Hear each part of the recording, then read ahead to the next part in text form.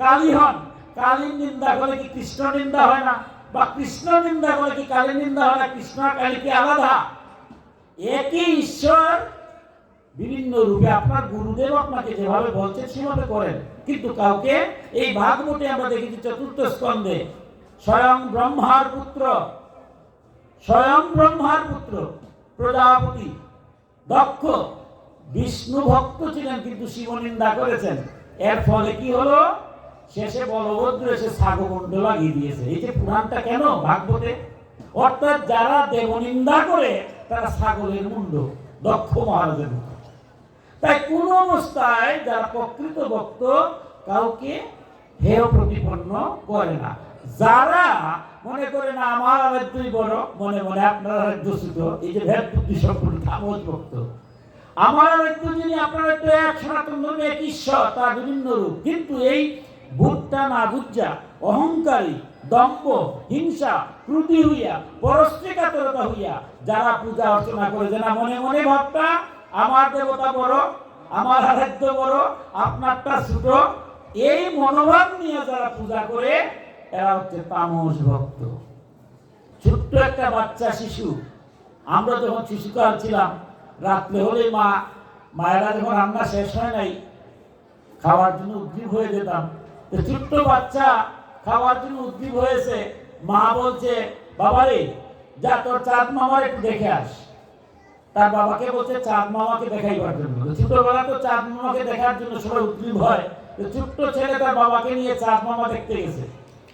বাবার ইচ্ছা হলো কিছুক্ষণ ঘুরিয়ে নিয়ে আসি যাতে মার ভাতটা হয়ে যায়।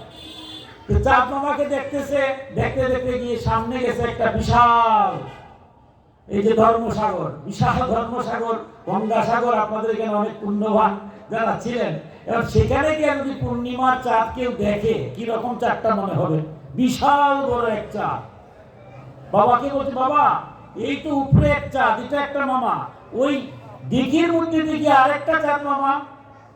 ছোট্ট শিশু তাকে কি বুঝাবে? বলছে হ্যাঁ এটা তোমার বড় মামা, এটা তো খুব বড় হয়েছে, এর জন্য এটা বড় মামা। বলে আচ্ছা আচ্ছা। আবার ঘুরে ঘুরে যখন তার বাড়ির কাছে আসে, ছোট্ট পুকুর, পুকুরের কাছে দেখে চাঁদ আরেকটা, পুকুরের মধ্যে প্রতিলম্ব করছে। বলছে বাবা এটা থেকে আরেকটা। বলে হ্যাঁ এটা তোমার ছোট মামা। তো এবার যখন মা খাইতে বসছে, মাকে বলছে মা বলো কি তোমার ভাই কয়জন? চাঁদ মামারও তুমি মনে করো খালি আকাশে থাকে একজন। মা তো বা বলে কেন রে, আমার ভাই তো একটাই, তুমি জানোই না আমার চাঁদ মামা তিনটা। মা উদ্গ্রীব হয়ে বলছে তিনটা? বলে হ্যাঁ। আমার বড় মামা যেটা, ওইটা ওই বড় যে দিঘিটা, ওই দিঘির মধ্যে আছে।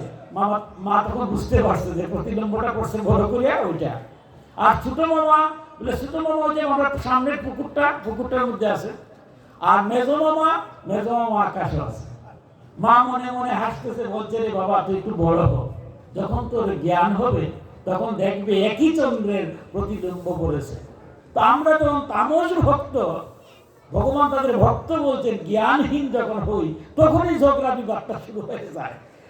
আমি যখন রাস্তা দিয়ে চলি, বন্ধুরও তাকে উঁচা নিচা দেখা যায়, মোটরসাইকেল বা বাসে যখন যাই তখন দেখবেন পাহাড় পর্বত এগুলো দিকে গেলে কোনটা পাহাড় কোনটা সমতল এগুলো আমরা বুঝি। কিন্তু প্লেনে উঠলে যখন নিচের দিকে তাকাবেন তখন দেখবেন সব সমান। তাই ভগবান বলছেন এরা ভক্ত ঝগড়াঝাটি করতেছে, তবে এখানে থাকলে হবে না, প্লেনে উঠতে হবে। তুমি জ্ঞান রাজ্যের উদয় হও, সাত্বিক ভক্ত হও, দেখবে তোমার মধ্যে কোনো ভেদ নাই। সবার মধ্যে যে প্রকৃত কৃষ্ণ ভক্ত, সে কালী মন্দিরে গিয়ে কালীর দিকে তাকাইয়া কৃষ্ণকেই দেখতে পাবে। আর যে কালী ভক্ত প্রকৃত, সে কৃষ্ণ মন্দিরে কৃষ্ণর দিকে তাকিয়ে দেখবে কালী। স্বয়ং ভগবান কি কৃষ্ণ কালী হন নাই? কৃষ্ণ কালী মন্দির আছে না? আমার বাবারা কেন কীর্তন করেন না? যিনি কৃষ্ণ তিনি কালী। তাই ভেদ বুদ্ধি করা যাবে না। যারা করেন তারা তামস ভক্ত, আমরা সাত্বিকতায় যাব। এরপরে বলছেন যে মানুষ ঐশ্বর্য বিষয়াদির কামনাবশত প্রতিমা ইত্যাদির মধ্যে ভেদ বিদ্যু নিয়ে আমার অর্চনা করে, সে রাজসিক ভক্ত। আরেক ধরনের ভক্ত আছে, মনে মনে একটা যশ পাবো, খ্যাতি হবে, যে দুর্গা পূজা করব বা কৃষ্ণ পূজা করব বা সামনে সরস্বতী পূজা আসছে 50 ফুট লম্বা একজন মূর্তি বানাই দেব, যাতে এলাকার মানুষ বুঝে যে আমি সরস্বতী পূজা করতেছি। কিন্তু সরস্বতী পূজার রং একটা দিয়ে দেবো লাল রং, যাতে মানুষের ব্যতিক্রম বুঝে যে আমি একটা পূজা করতেছি। আমাদের ধর্মে আজ কিরকম যেন আমরা হয়ে গেলাম, প্রত্যেকটা দেবতা মূর্তির ধ্যান আছে, ধ্যান ছাড়া মূর্তি হলে সেই মূর্তি পূজা হন না।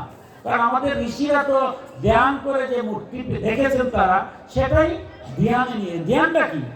যেমন আজকে যখন বিষ্ণুর পূজা করবেন, বিষ্ণুর ধ্যান আছে ওম দেব সদা সবিত্রিমণ্ডল শুদ্ধবর্তী নারায়ণ সরোষিদাসন সন্নিবিষ্ট গৌরবান মকর কুণ্ডলবান কিরীটিহারি বপুরোদিত শঙ্খ চক্র গদাবদ্ধ।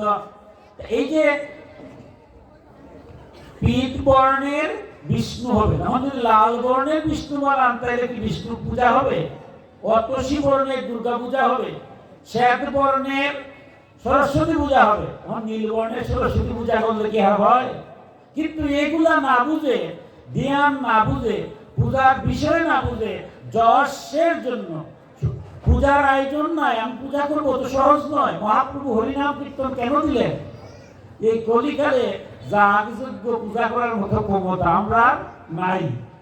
পূজা করলেই হবে না, কারণ স্বয়ং ভগবান নিজে গীতার 16 অধ্যায়ের 23 এবং 24 নম্বর শ্লোকে বলছেন, যো শাস্ত্র বিধি মুৎসৃজ্য বর্ততে কামকারত নো সিদ্ধিম অবাপ্নৌতি নো সুখম ন পরাম গতিম তস্মাৎ শাস্ত্রম প্রমাণম চ তে কার্য কার্য ব্যবস্থিতৌ ভক্তা শাস্ত্র বিধানক্তৌ কর্ম কর্তুমিয়সি।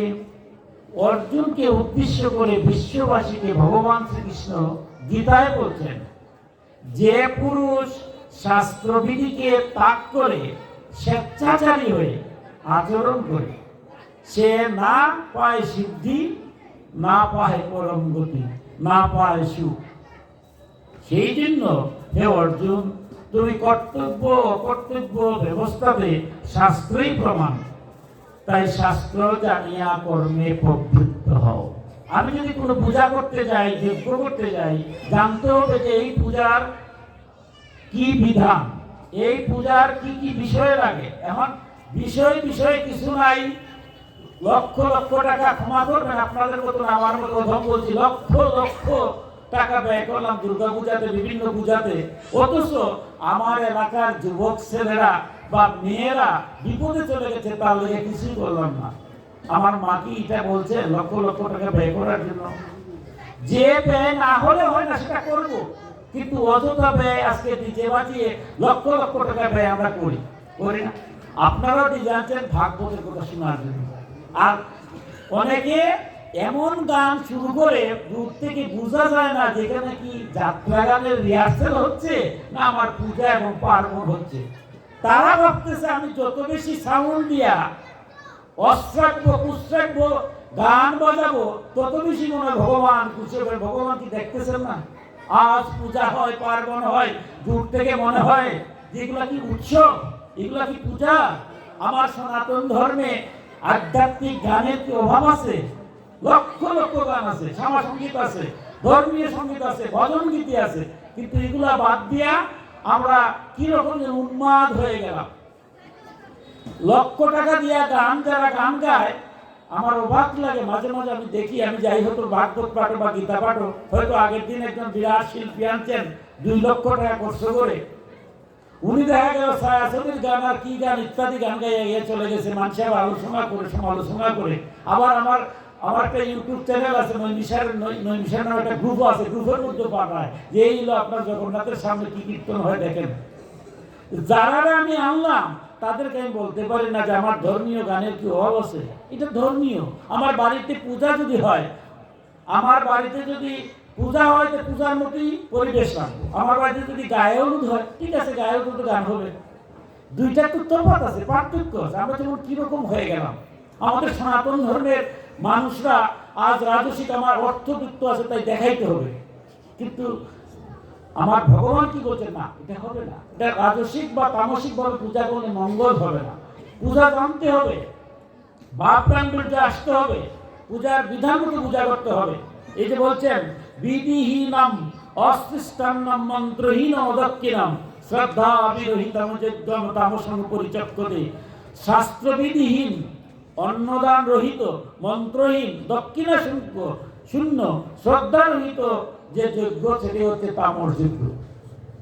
এবার আমার এলাকাতে অনুষ্ঠান হচ্ছে, পূজা হচ্ছে, এই এলাকাতে অনেক লোক একটা কাপড় পরে আসতে পারে না।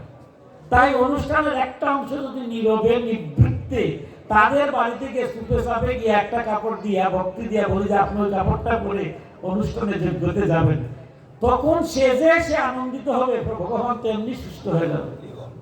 আমরা তো অনেক টাকা কষ্ট করি না। আমি আপনাদের কথা বলছি না, আমার গোটা সমাজ সনাতন ধর্মে লক্ষ লক্ষ নয় কোটি কোটি টাকা ব্যয় করতেছি। কিন্তু কোটি কোটি টাকা ব্যয় করার পরে একটা এলাকাতে যখন যাবেন দেখবেন যে অনেক ছেলে মেয়েরা বিপদে চলে যাচ্ছে। বিপদে কেন চলে যাচ্ছে? আজকে দেখুন সংসারটা বড় কঠিন। আমার ছেলে আজ বিপদে যাচ্ছে, আমার মেয়ে বিপদে যাচ্ছে। আপনি বলবেন যে আপনার ছেলে মেয়ে গেছে, আপনি দায়ী। অবশ্যই আমি দায়ী, বাবা হিসাবে আমি দায়ী, মা হিসাবে আমি দায়ী, কিন্তু আপনি কি দায়ী নয়?